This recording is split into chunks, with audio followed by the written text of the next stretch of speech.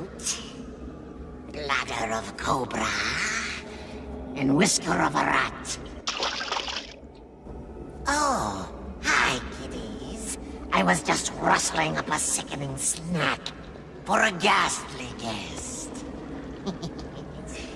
Let's see.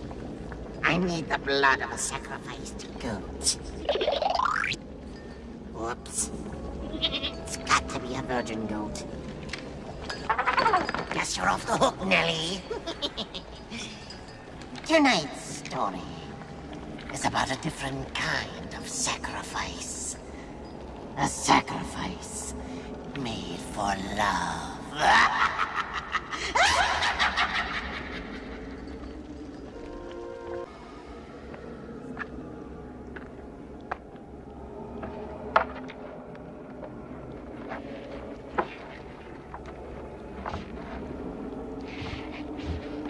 Excuse me, kiddies.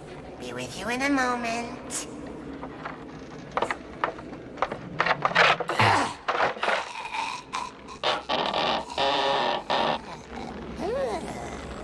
So this is suicide?